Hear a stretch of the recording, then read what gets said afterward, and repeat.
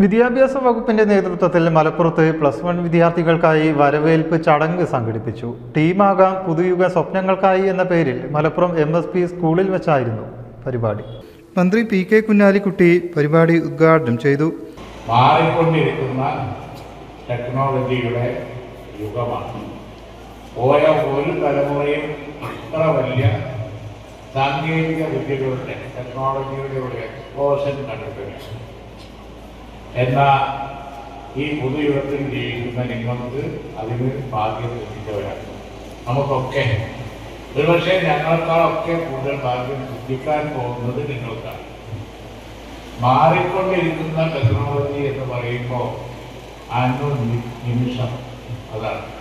ഒരു ടെക്നോളജി നമ്മൾ മനസ്സിലാക്കി വരുമ്പോഴേക്ക് അടുത്ത ടെക്നോളജിയുടെ പിറവി സംഭവിച്ചിട്ടുണ്ടാവും.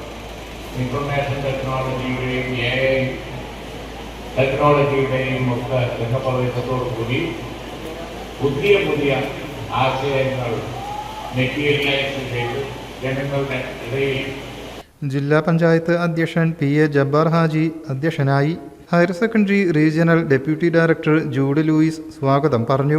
ജില്ലാ പഞ്ചായത്ത് വിദ്യാഭ്യാസ standing committee chairman PK Asulu മുഖ്യപ്രഭാഷണം നടത്തി. Municipal chairperson advocate Rinisha, MSP deputy commandant KV Rajesh എന്നിവർ വിശിഷ്ടാതിഥികളായി.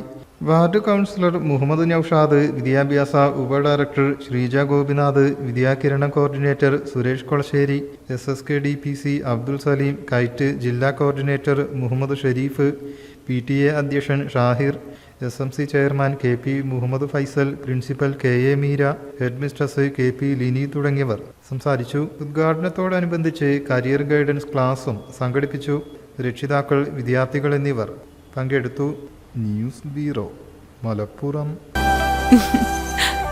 ആചാരങ്ങളും ആഘോഷങ്ങളും പലപ്പോഴും പലതാണ്. അതുപോലെ തന്നെയാണ് നമ്മൾ അണിയുന്ന ആഭരണങ്ങളും.